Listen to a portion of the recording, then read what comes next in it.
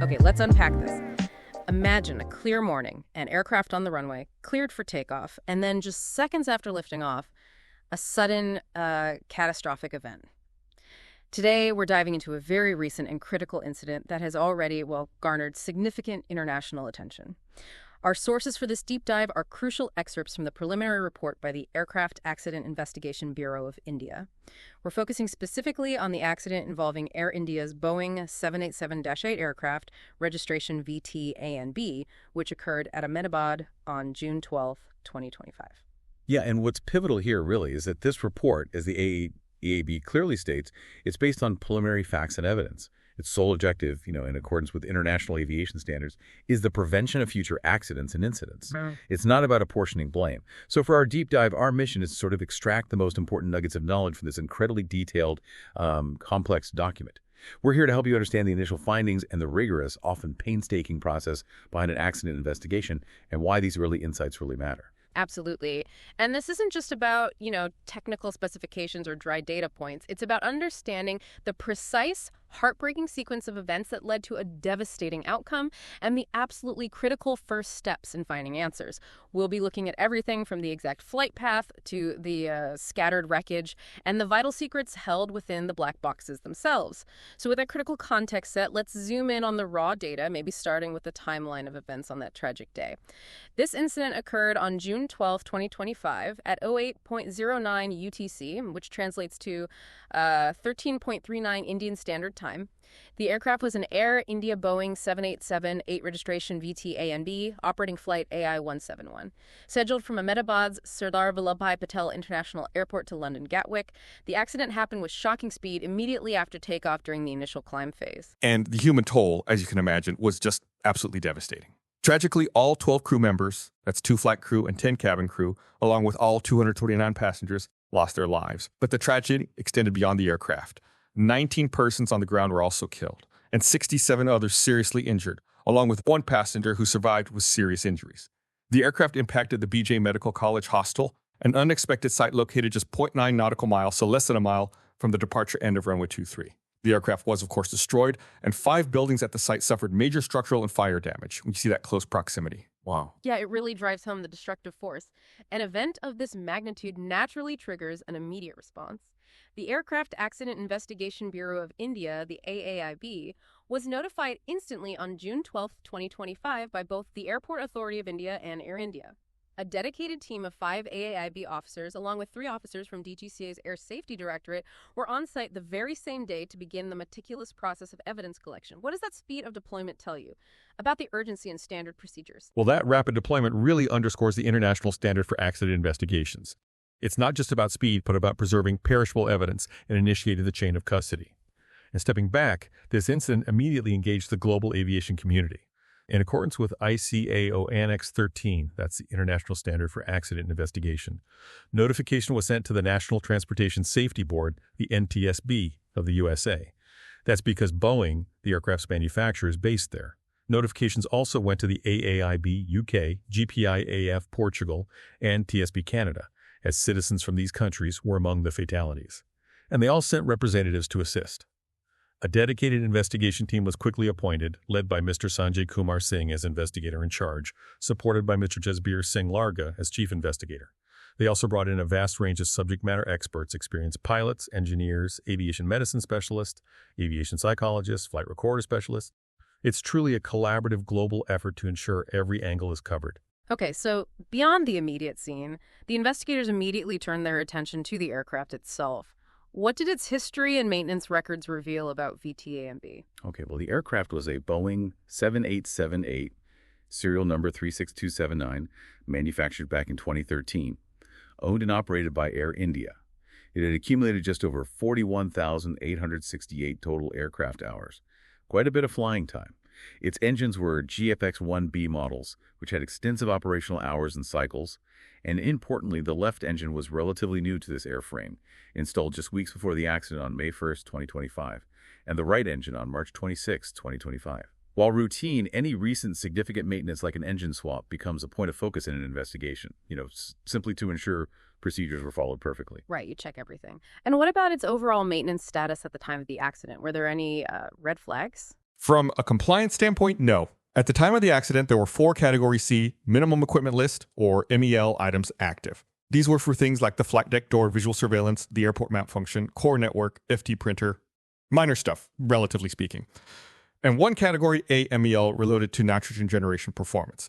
Now, for those not in the nitty-gritty, a Category A MEL is the most restrictive. It means an issue like that nitrogen generation performance needed to be addressed within a very specific, short time frame. Category C gives more leeway, usually 10 days. The key point is that all these were within their validity periods. So the aircraft was legally airworthy according to regulations. All applicable airworthiness directives and alert service bulletins had also been fully complied with. Now, this next detail is particularly compelling. The FAA had issued a Special Airworthiness Information Bulletin, SAIB No, NM 1833, back in December 2018. This SAIB concerned the potential disengagement of the fuel control switch locking feature on Boeing 737 airplanes, noting that the design was similar on various other Boeing models, including the B787-8 like VTANB. Air India had not carried out the suggested inspections because this SAIB was advisory, not mandatory. Okay, that raises a crucial point about the fine line between advisory and mandatory safety bulletins. How do investigators weigh the significance of an advisory bulletin, like this one, when it's not compulsory but flags a known design similarity in a critical control system? Yeah, that's a central question for the industry, really. Aha. While Air India fully complied with all mandatory directives, this SAIB, despite being advisory, flagged a no design similarity in a critical control system. The insight here is how such advisories, even if not immediately acted upon, can later become significant puzzle pieces when an accident occurs. It prompts deeper questions about risk assessment and, maybe, the threshold for mandatory action across the industry. The report also notes the throttle control module on VTANB had been replaced in 2019 and 2023, but the reasons for those replacements were not linked to the fuel control switch, and no defects pertaining to the fuel control switch have been reported on this specific aircraft since 2023, which is why investigators must look at everything, even seemingly unrelated maintenance history. Right, leave no stone unturned. The wreckage itself tells an incredibly grim and precise story of the accident sequence. After takeoff, the aircraft first impacted a series of trees and an incineration chimney before violently colliding with the northeast wall of Building A, which is part of the BJ Medical College hostel. The debris field was absolutely massive, spread over an area of approximately 1,000 feet by 400 feet from the first impact point to the last identified aircraft item. What does that kind of extensive spread immediately suggest to investigators about the impact dynamics? Well, that kind of wide debris field, especially with components like the vertical stabilizer found so far from the main impact, typically indicates a very high energy impact and significant disintegration upon contact. It's not just a crash, it's a shattering event that demands a meticulous search for every single piece. Painting a picture of the scene. The vertical stabilizer separated and came to rest about 200 feet south of Building A. The tail section and the right-hand main landing gear were found embedded in Building A itself. The right engine struck a concrete water tank on Building A, separated, and rested underneath it, while the left engine separated and struck the north corner of Building D at ground level. Both engines and their surrounding areas were heavily fire damaged. The scatter pattern of parts like the right wing and Buildings A and B, and the left main landing gear and left wing sections striking Building C, with a section stuck in the fourth floor. It tells investigators not just about the impact, but also the forces involved and the sequence of structural failures. It's almost like reading a roadmap of destruction. The nose landing gear was found about 307 feet southwest of Building A, and the flight deck area came to rest about 650 feet southwest of Building E. And notably, the emergency locator transmitter, the ELT, was not activated during this event, which is unusual for such a violent impact. That's interesting about the ELT. So with all that scattered evidence, investigators then focused on the cockpit controls found in the wreckage to piece together the events. The flap handle, for instance, was found firmly in the 5-degree takeoff position, which was later confirmed by the Enhanced Airborne Flight Recorder, or EAFR, data. The landing gear lever was found in the down position. Yes, but here's where we encounter a critical discrepancy, a really important one. The thrust levers, those controls that manage engine power, they were found near the aft, or idle, position in the wreckage. However, the EAFR data reveals that they actually remained forward in the takeoff thrust position right up until the impact. Whoa, wait. That sounds like a huge red flag. That's not just a detail, it's a critical inconsistency. What does that immediately tell investigators? Does it point to a mechanical failure, a data interpretation challenge, or maybe something else entirely? It absolutely is a central mystery for the investigation right now. Finding the thrust levers at idle in their wreckage while the flight recorder says they were at takeoff thrust until impact. It forces investigators to consider everything, from wiring issues, a mechanical anomaly in the control system itself, or even the incredibly rare scenario of a crew action that isn't reflected in the physical state of the levers post-crash due to impact forces. It forms the central puzzle they'll need to unravel. Both fuel control switches, though, were found in the run position, and the reverser levers were in the stowed position. Okay, a lot to unpack there. Now let's turn to the flight crew. The pilot in command was an ATPL holder, 56 years old, male, with extensive experience, over 15,600 total hours, and almost 8,600 hours on the 787 as PIC. He was the pilot monitoring for this flight. The co-pilot, a CPL holder, 32 years old, male, with over 3,400 total hours and 1,128 hours on type. He was the pilot flying. Both pilots had adequate rest, found fit to operate the flight after pre-flight breath analyzer tests. Standard procedure. On board were 230 passengers, including 2 infants and 10 cabin crew. The takeoff weight was well within limits. And for the airport environment, Sardar Vallabhbhai Patel International Airport in Ahmedabad was operating under normal conditions. Everything seems fine there. It's a DGCA licensed airport with a valid license in Category 9 ARFF, which indicates a high level of fire and rescue capability. Runway 23, the departure runway, was ILS-71 equipped for instrument landings. Standard stuff. Meteorological information at the time of the accident also indicated normal weather. Wind 250 degrees at air 7 knots, visibility 6,000 meters, no significant clouds, temperature 37 degrees Celsius. So no adverse weather to factor in, which eliminates one potential cause right from the outset. Okay, so we've laid out the groundwork, the aircraft, the crew, the scene, pretty standard operations up to a point. Now let's step into the cockpit and the control tower for those agonizing final seconds as reconstructed from the black boxes in ATC. The aircraft requested pushback at the 07.43 UTC, received taxi clearance at 07.55.15 UTC, and lined up on runway 23. It was cleared for takeoff at 08.07.33 UTC and started rolling just 4 seconds later at 08.07.37 UTC. Right, and the EAFR data provides chilling detail of the very last sequence. The aircraft achieved V1, its takeoff decision speed of 153 knots IAS at 0.08.33 UTC, and the air its rotation speed of 155 knots at 08.08.35 UTC. Liftoff occurred at 08.08.39 UTC.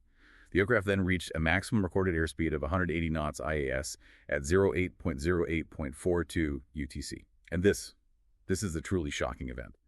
Immediately after reaching 180 knots, both Engine 1 and Engine 2 fuel cutoff switches transitioned from run to cutoff, one after another with only a 1-second gap between them, just boom, boom. This, of course, meant Engine N1 and N2 values began to decrease immediately as the fuel supply was cut.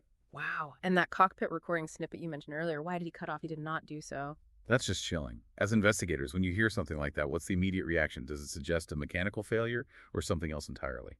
It's an incredibly rare and alarming snippet to hear on a CVR. It immediately suggests either an unexpected system malfunction that caused the engines to cut, or potentially a grave human error where perhaps one pilot didn't realize what the other was doing, or an action occurred that was clearly not intended by either. It absolutely sets the primary focus of the entire investigation: what caused those switches to move. Then CCTV footage shows the Ram Air Turbine, or ARAT, deploying immediately after liftoff. That's an emergency power source, indicating a significant power loss or system failure, essentially the aircraft trying to generate its own power because the engines are failing.